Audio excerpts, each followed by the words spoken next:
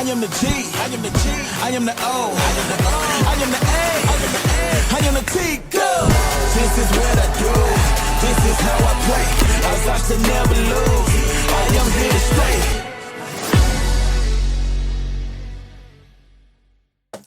Thank you for joining us on another episode of This Ain't That. I am Jasu. I'm Latoya Nicole. And our special guest for today is Boneisha. All right. So today we're going to get into another topic that's very important for our listeners to pay attention to. And if you feel like you've ever been in a learning lesson, so if you've ever felt like you've ever been in a situation like this, this will be helpful for you to have options on how to navigate a situation as sensitive as this one. So, Nisi, can you please start with telling us your story, the background? Sure. So I'm a former MPD sergeant, Metropolitan Police Department, Washington, D.C. I was on the department for 10 years prior to me resigning. I left in February of 2025. I don't even know where to begin, to be honest with you. It was a lot. Mm-hmm. I want to start off by saying that I reported a sexual abuse allegation that involved my children. My children's father, ex-husband, is on the police department. Mm-hmm. And I reported the abuse to the proper authorities, to CPS in Maryland. Mm-hmm. I reported it the first time. The children resumed visitations because CPS felt that it wasn't anything to worry about. The abuse continued, and I reported it a second time. After I reported the abuse the second time, of course, internal affairs, they have to get involved because it's a sexual abuse allegation involving one of their officers. Mm-hmm. So, after I reported the abuse, I noticed that something was not wrong with CPS. They did a forensic interview with my son and with my daughter. After the forensic interview, the CPS worker told me and told my mother, yes, there's findings. Your son did say, things, and, she went on and described. And there was a sheriff that was there as well during the forensic interview. Mm-hmm. So I said to her, okay, well, what do I do now? And she said, well, CPS, they'll be in contact with you. I said, okay. So a couple of days went by, some time, and they're not saying anything to me, mm-hmm. which I thought was weird. I didn't get a safety plan. So I'm telling the lady, I have a court order. I need something in writing. Nothing, crickets. Mm. So I thought that was kind of strange. Mm-hmm. So we're kind of in this weird space where not really sure what to do because you told me that there were findings. You don't want to give me anything in writing. And I'm kind of just stuck in this weird space. Of course, I'm not going to let my children go back to where they described abuse. So what do I do? Right. So now let me take it back a little bit. Let me pause. Mm-hmm. The first time when I reported it, mm-hmm. like I said, CPS was like, well, we don't think it's anything concerning. It's nothing. But as a mother, mm-hmm. what my son was saying, what he was doing. Mm-hmm. You can feel it. I tried to speak to their father, and he, tried to, didn't want to speak about it, tried to avoid the topic. So I said, okay, I already knew why he was doing that. Mm-hmm. Mm-hmm. So then after I reported it the first time, he went to the court and he filed a modification. Mm-hmm. But it just sat there. He never pushed for a court date. Mm-hmm. So the modification just sat in the court system. It was pending. Mm-hmm. And then when the abuse continued and I reported it a second time, that's when he pushed for a court date. Mm. So now what CPS did was they came back and they tried to make this into a custody battle. Mm. It's not a custody battle. Right. You knew what you were doing. It's abuse. Because you filed for a modification, didn't push for a court date until I reported it a second time. Mm-hmm. So MPD, internal affairs, they get involved. I'm explaining to them everything that happened, everything that went down.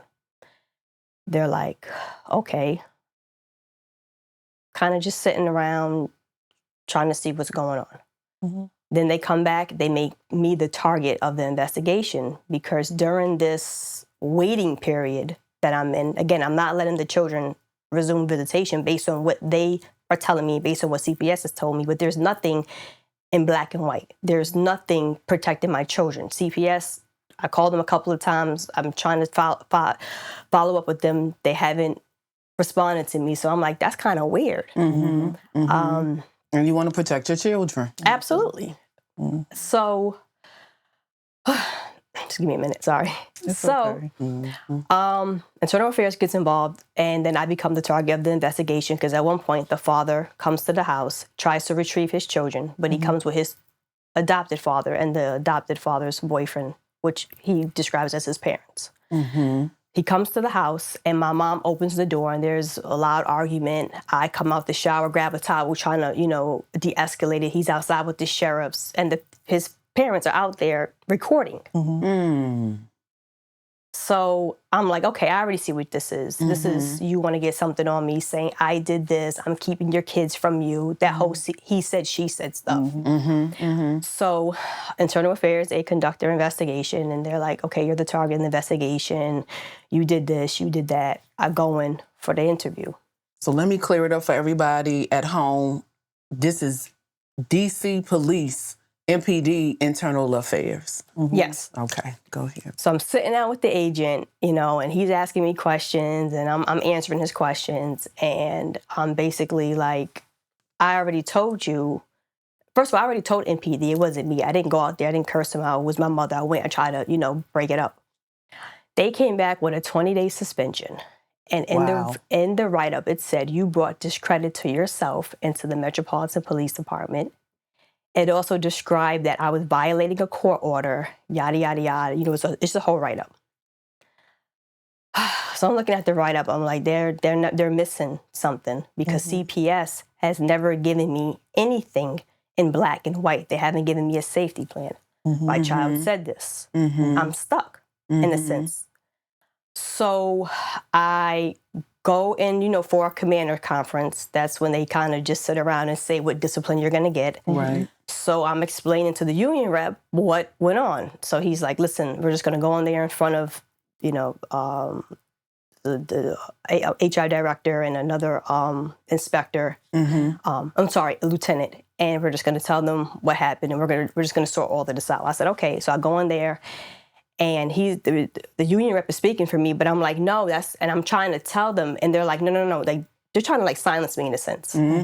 So that's what they do. In the meantime, from when I took my child to CPS to have the forensic interview, and when they were ignoring me, I went to Dr. Anderson, who was the head of EAP at the Metropolitan Police Department. I started to tell her what happened, what CPS did, what their father was doing, what the allegation was. She believed me.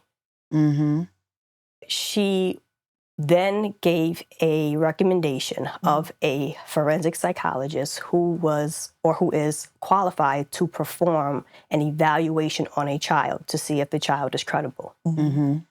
I get in contact with this doctor. Well, first, I reached out to the father. He's not cooperating.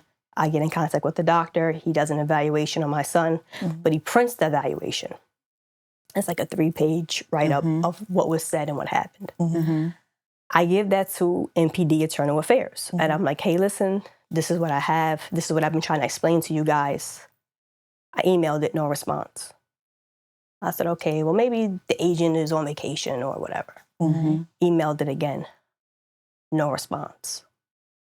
I remember emailing it twice, but it may have been 3 times, but let's say twice. I said, okay, they're ignoring me. So I put 2 assistant chiefs on there. I put the commander. I put a few, I want to say lieutenants, captains, and a few internal affairs agents. And I sent it out, about 10 to 15 people on this email. And I said, this is what I have. And the commander emailed me back, and he said, this agent is going to have your case. So I knew at that point, they did not want me sending that evaluation out. Right. They didn't want to respond to it. After they got that document, that evaluation from the psychologist, Mhm. it was cricket silence. I didn't hear anything from MPD. The agent emailed me maybe about 2 times after that just to get like more information, but after that it just went silent. When I went for my commander's conference, now picking back up there, they gave me, remember, the 20-day suspension. That's what came down from Internal Affairs. They went from 20 days to a write-up. Right. Well, first, they had me and the union rep leave. They said, can you guys leave for a minute? So we left the room, and I'm like, what is all of that? What is going on? We went back in, and then they took away the 20 days. They gave me like a write-up. And they were like, well, you know what, we've never done this before, but, given this, we're going to. I said, but I'm giving you this document. I need you to read it because no one is answering me. No one's reading this. No one's accepting it. No one's listening to me. They didn't touch it. They didn't open it. They didn't look at it. They didn't read it. So let me ask you this. What do you feel or what do you think, why do you think they didn't want? Okay. There you go. I think they didn't read it because you have a document from a forensic psychologist who has been voir dired into court over 1,500 times, who was recommended by Dr. Anderson, who is head of EAP of MPD. I would love to see one of your agents discredit him. I would love to see your chief or assistant chief discredit him. Right there. I would love to see CPS discredit him. I would love to see the judge discredit him. They got silent. You can't argue with it. He's the professional. Right. It got quiet. So I was downtown. I was detailed downtown. They sent me back. I guess part of my punishment was to go back to the 4th District, which I was cool with. Went back to the 4th District. And I'm sitting there like, okay, they took away the 20 days. They gave me this little write-up. Now what? You heard his complaint and CPS's complaint. But now that CPS's write-up, because they came back, what I found out afterwards, CPS gave a, what was it called? Unsubstantiated. That was the first finding. Then he filed, meaning the father, filed an appeal and got it ruled out. How was it ruled out based on what? But the forensic psychologist report evaluation was after that. What paperwork do you have from CPS stating that it was ruled out after my son was evaluated by this psychologist? You don't have anything because CPS has never contacted me. They were avoiding me. Exactly. They were ignoring me. They were ignoring the doctor. Right. So I go back to the 4th District, and I'm just sitting that's here. retaliation. Yes. When they sent you back to the district, that was a form of retaliation. Absolutely. Because you were speaking So up. throughout all of this, now we're going back and forth to court. Now, because remember that modification he filed for, and then the second time when he got caught, when he pushed for it, we kept going back to court. And the court dates kept getting pushed back. Like over a year, we were going back and forth to court. So during this time, my attorney, of course, he's trying to talk to the other attorney. They're trying to come up with something. And I told my attorney, like, I don't understand how I'm supposed to work with someone who has an allegation. There's an allegation. It was ignored. How do you want me to, like, let the kids go back over there? My kids are saying it. So he's like, if the judge, holds you in contempt, basically kind of trying to scare me. Yeah. Right. I said, well, she's gonna have to hold me in contempt. I'm not handing my kid. I don't negotiate with pedophiles. There you go. I don't negotiate with pedophiles. You disrespected my kids. You dragged me through the court system. You played with my job. And you want me to just hand my kids over? I can't. I won't. Right. That's not just. Are you thinking about pulling your child out of school but don't know where to start? At Radiant Scholars Academy, we help parents transition into homeschooling legally, confidently, and with structure. Through our Scholar by Design consulting program, we walk you step by step, creating a customized learning plan rooted in culture, purpose, and excellence. Visit radiantscholarsacademy.org or message homeschool to get started today. Your children, your vision, your way. The judge had an in-person interview with my son. Spoke to my son. She comes back. she thinks it's coached. She said that out of her mouth. She thinks it's coached. So I looked over to my attorney. I said, it sounds like she's practicing without a license to me. Right. How can she say that? I'm serious. How? Is she, how? I know. And that's every fine. time we left court, she kept saying, well, the court order is in effect. How is the court order in effect?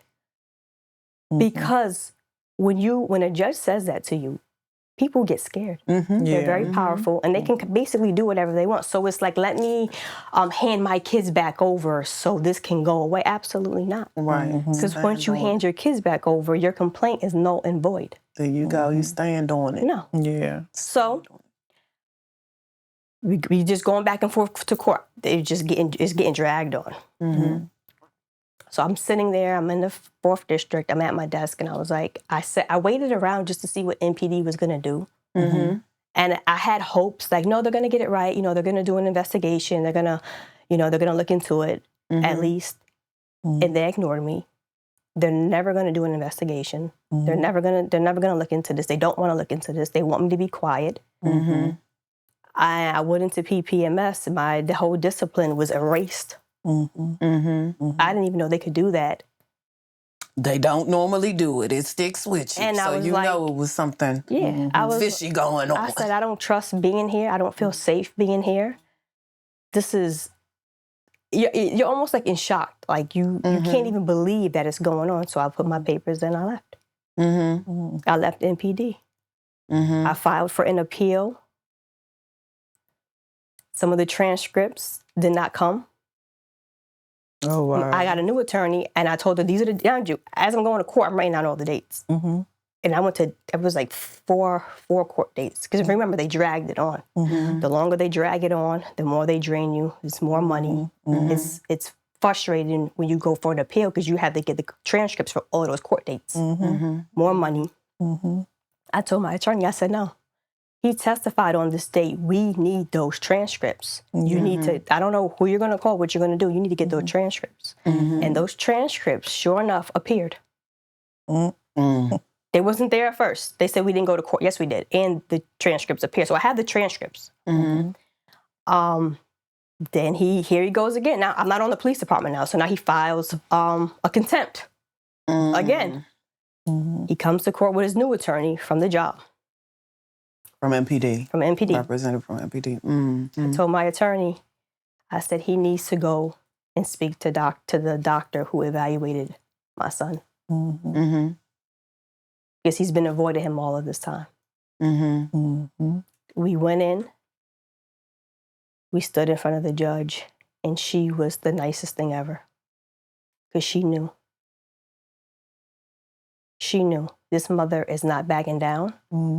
This mother is standing on business. This mother knows what she's talking about. This mother she knew that I knew something was up. You let the doctor testify in court. He said it wasn't coached. How is the court order still in effect? How? No one would give me answers. So after that,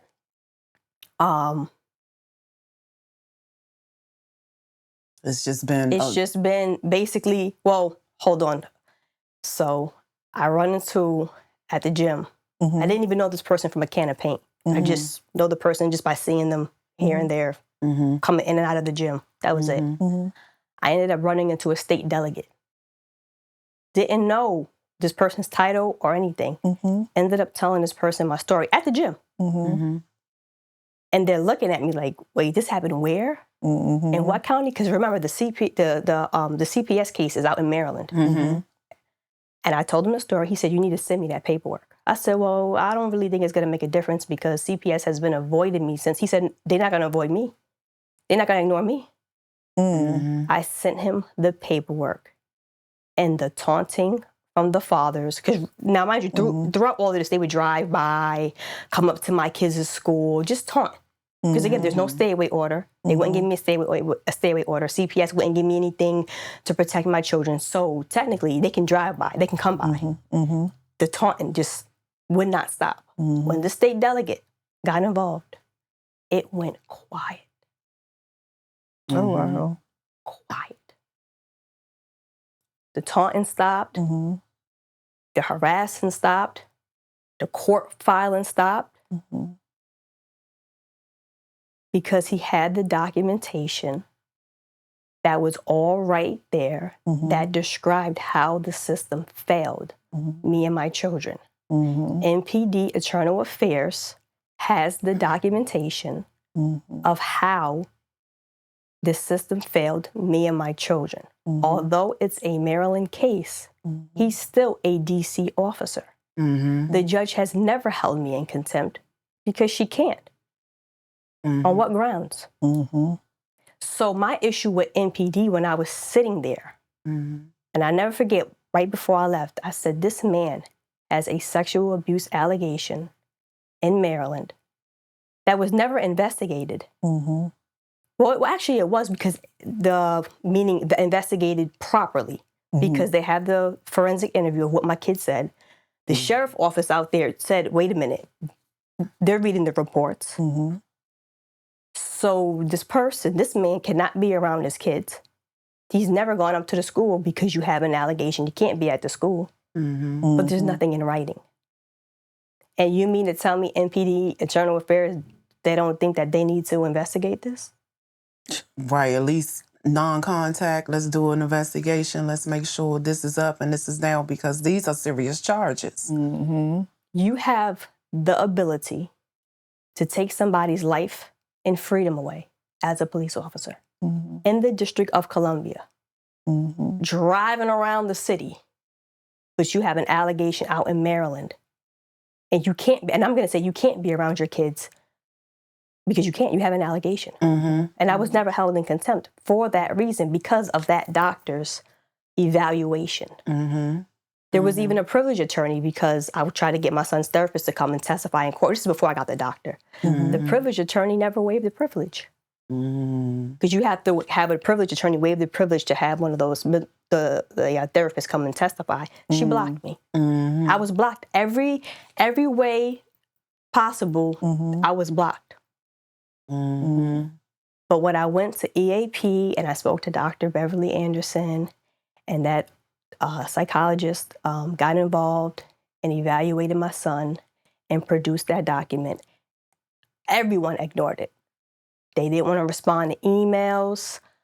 After I left MPD, I'm like, the people need to hear this. The people who live in Washington, D.C. need to hear this. They're not aware of these allegations. They don't know about this. MPD does. And you have this man in people's communities. Like, who do I give this to? Is he currently on the force? As of right now, I can't say that for sure because when I left, I don't keep track of him or anything that he does. Okay. But I knew that as long as I give this documentation to someone, they can't say that we didn't know. We didn't know about it. Somebody needs to do something like here. Whether you write me back in an email, whether you ignore it, that's your choice. But I'm giving it to you and I'm telling you what happened. I reached out to, who else did I reach out to? I sent that paperwork everywhere just for somebody to do something. No response. I remember one person answered the phone. Councilmember Trayon White. Didn't know him from a can of paint. That man answered the phone and listened. But at the time, back last year, January, he was like, I'm not sitting in my seat, but this is who you need to send it to. And I sent it. And to answer your question, Toya, yes, this person is still on the department. What's his rank? He's in, the last that I've known, I don't know if he was, some new promotions that's been going on, but he was an officer. So I don't know if he's been promoted or whatever. But yes, this person is still on the department. With that evaluation sitting in people's emails, DC government emails with no response. I'm just, so much is going through my head right now. Like, I'm just thinking about the kids that are missing, how he could have been called on one of the cases. Like, just It's a lot going on in my the head. power that officers have when it involves young children. Oh, yeah. So, Oh, yeah. with, you don't have to answer this, but did you did you notice something in your kids' behavior, or did they disclose something to you? I'll say this. It's in the report in detail. Okay. Okay. When you look at the documentations, that's why I said, if you don't want to, let's just say somebody didn't want to take my word for it, or they didn't think I was believable. Look at the paperwork. No one has ever said we don't believe you. No one has ever said there's no truth to what she's saying. What happened was I trumped CPS with that doctor, and they didn't like it. MPD, Internal Affairs, gave me that discipline to give that to a mother. You have brought discredit to yourself and to the Metropolitan Police Department when I was reporting that my kids were being sexually abused. Right. You wrote it. Somebody signed off on it. Right. Some chief somewhere signed off on it. And all you wanted to do was protect your children. They would have gotten the information had they listened to me. They weren't listening to me. They didn't want to take responsibility for it because you were ignored. And then all this came out. That's the problem. So they continue to ignore you. And then they act like, let's sweep it under the rug and act like nothing happened. Yep. No accountability. Whatsoever. Okay, so now that you say no accountability, what would accountability look like to you? A proper investigation for Charles County CPS and MPD Internal Affairs. Listen, I'm fair. So that's why in the beginning, when they came back with the discipline, even though I told them it wasn't me, I was like, okay, they meant they have a letter from CPS saying ruled out. I can understand you putting him back to full duty because they have a letter from CPS. What happened when I gave you this doctor's evaluation on my child? You ignored it. And I'm going to say that you ignored it, and I believe that you ignored it because I sent it to the agent twice. She never responded. Okay, maybe she wasn't in the office or she was on vacation. I sent it to high-ranking officials on NPD, the Internal Affairs Division. And the commander came back with a response, and he told me, "Oh, this agent's is investigating because you felt some type of way because now I have everybody on it. Now you can't ignore it." So stuff like this, like you have to tell more than one person. You need a platform to tell your story because they'll just sweep it under the rug and tell you to be quiet because they don't want to be held accountable. And then going back to CPS, like I said, their father was adopted through CPS many years ago. Right. So that's because, you're thinking, well, why would CPS? That's why. They have a long-standing rapport with CPS. They know exactly what they're doing. There's no accountability. And to fight them, it takes resources, depending on who you are, and it takes money. Right. Right. So for the mothers who don't have that, how do you protect your children? And his adoptive parents, they have to have some type of power. That's what I'm thinking. As well, because I think that has more so to do with it than him being a previous foster child. I do. It's some type of connection out there. It's a connection. I'm thinking. Somewhere along the lines, it's definitely a cover-up. There needs to be an investigation. Definitely. Because this is unacceptable. And like I said, when I left MPD, I said, if this is how they want to conduct their department, if this is who I have to report to, I want no parts of this department. Yeah. Here goes your badge, here goes your gun, and I'm leaving. Because for me to sit here and to conform, I think that's what they were going to do, thought that I was going to do, was going to conform to their ways. I'm never going to be quiet. I'm never going to conform. But the citizens need to hear this story. They need to know what this police department has done, who they have on their, because you're aware of it.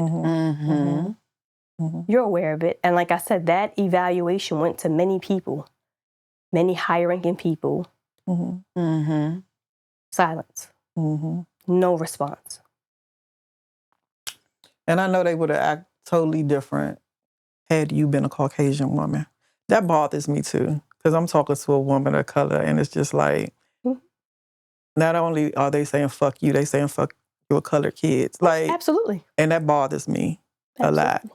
But I'm happy that your kids have you.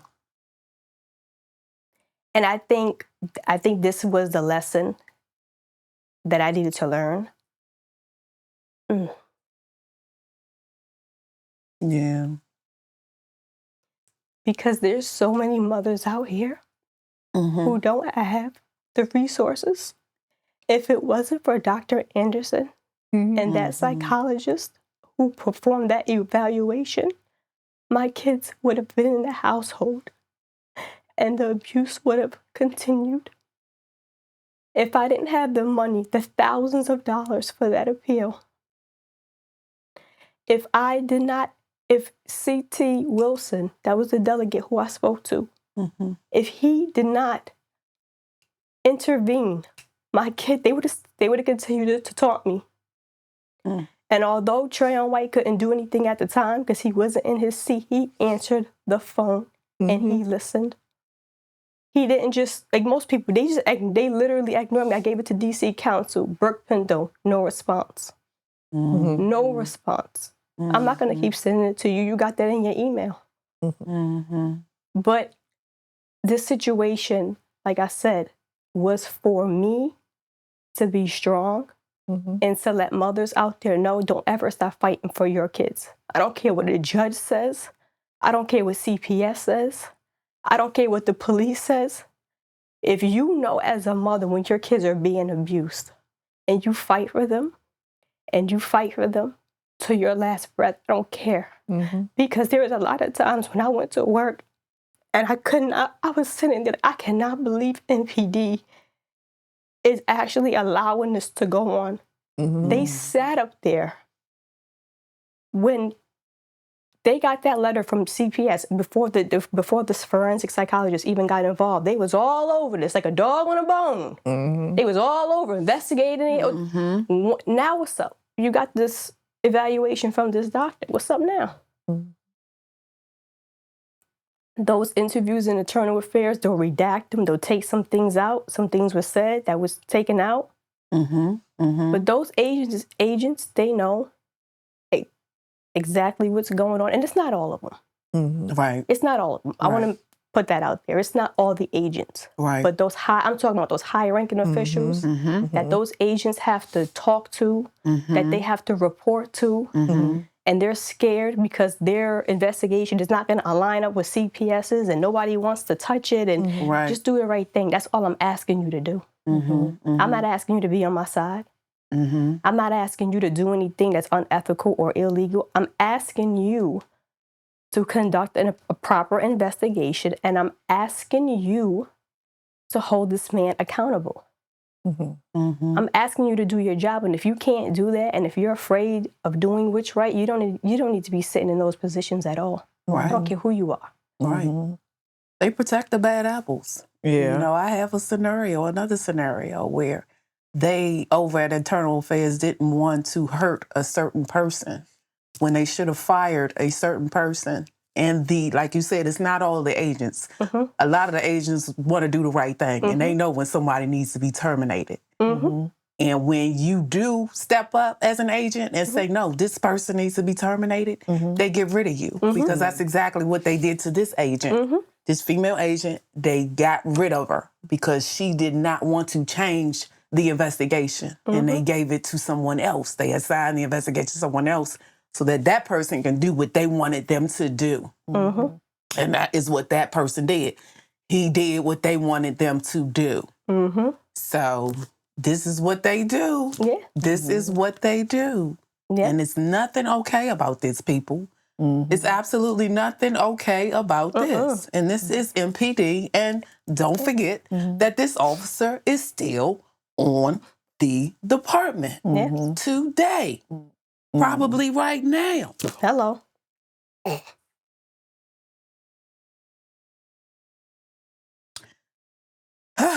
Check out my website, www.charlottejosu.com, and donate to your favorite nonprofit, Soul Community Chest Foundation. The mission is to educate and empower youth in urban communities around legal rights and police interaction. 501c3, tax deductible, so no worries. Next, the book, Sex, Badges, and Bodies. You can purchase your copy on my website. Also, consultations. If you ever felt like you've been through anything similar to me that you've read about or I've spoken about, you can get consultations through my website. And last but not least, This Ain't That. All future episodes, all episodes are available on YouTube. Click the link, it takes you straight there. Bye. Yeah, so like I said, the story is for, I know I had some tears going on, which is fine. But the story is for those, like, don't ever give up. Yeah. And I think we need more of that. People coming out, people speaking. I know, and I understand not everyone can leave their job because, they have bills and, but you when you see something, you have to speak up. Yeah, you have to. You're just condoning the behavior. Right. And it keeps going and going and going and going. And shout out to Trayon White because actually I don't like him. Oh my God. I don't, because I had a situation that went on and I have reached out to him, and someone I know went to school with him, and they had told me, they was like, okay, if it's no photo op, he's not going to help you, Toya.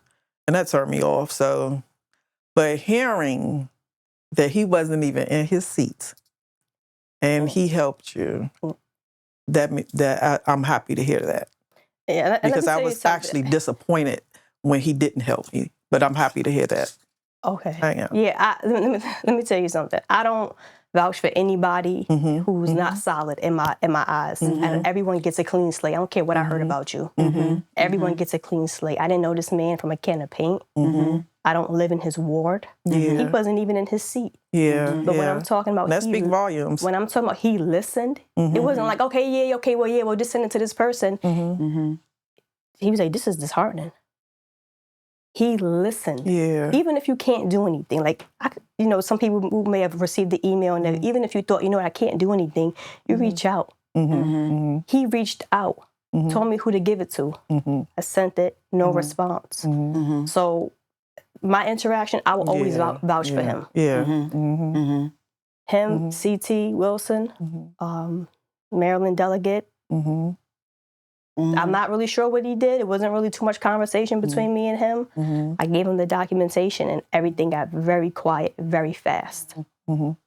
Yeah, because it really does. I have a totally different outlook on him. I really do, because he was not in his seat. And I honestly thought that he just was one of the ones that would say, fuck it, I don't care. Unless he's being, it's some type of photo op going on or some, But just to know he wasn't in his seat and he listened and he was there for you when you needed him, that does speak volumes. So I could be very wrong about him. Did you at least try to reach out to him, or did you just listen because someone... Oh, no, I did reach out to him. Okay. Yeah. Yeah, I don't know what that was and about. That's what I got. I was told that's how he was after I reached out to him. And I was like, okay, well, that makes sense of why he didn't reach out. But it could have been something else that because people do go through things. But it do make me look at him totally different. Yeah, I can't say the same for because when people say F you, I mean, when people say F their constituents, they say F all their constituents. Right. You know what I'm saying? Right. And in a situation like this, he could have very much been like others. And he didn't, so that does speak volumes. It does. And like I said, I didn't know him from a can of paint. He wasn't getting anything out of it. I just needed somebody to listen and to say, what do I do with this? Who do I give it to? And listened. So. And this was a very serious situation. The situation I had was not this serious. Okay. So it speak volumes, and I'm a fair person. And if I'm wrong about somebody, I'm happy you did say that though. Actually, you're I am okay. happy you So it said can that about change the him. view, Yeah, your Yeah. I outlook am. on- Because I was disappointed in him for a long time, and I don't even know this man. But it's like I had high hopes for him. I was like, okay, I know he'll do this.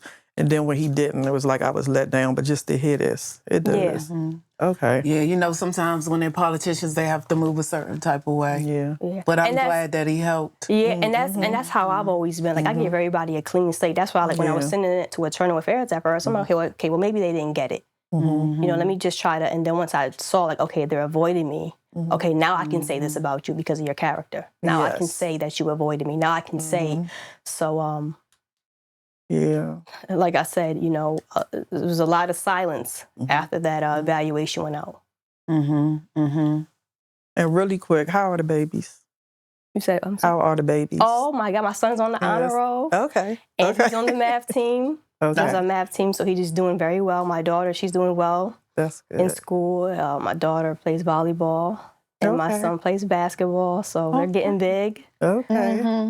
Both almost taller than me. They're going to be on the taller end. Okay. Yes, good. Okay. That's good. I'm happy to hear that. Yes, and I'm so happy that you shared your story. Oh, thank you for having me. Les, no, thank And you listening. for being here. And listening, yes, thank you. Thank And you. you and your because- babies are very resilient, all of you. You have to be, yes. Yes, Yes. all of It you. wasn't always easy, Yes. but you just have to be in there. You have to be strong for yourself and the next person. Yep, Because and there's they are- somebody out there who needs you. Yes, yes, they are blessed to have a mother. Yes, Thank you. yes. Because you Blessed have no to have a idea how mother many like mothers you. just really, I mean, some mothers just don't care. Yeah. They don't. They So, don't, And and it's you- sad. You Or they were don't have the strong. family structure to vouch for them Right. Yeah. or to speak for them. And it's hard when you're going up against government entities and Yes, powerful it is. people. It takes a lot of courage. And Yes. Yes. you have that light. You have that light and you have that purpose. Thank you, yes. Yes. Whew. Yes. All right. So, all right, folks, thank you for joining us again on another episode of This Ain't That. This is what I do. This is how I play. I'm making major moves. So get out the way. No room for number two.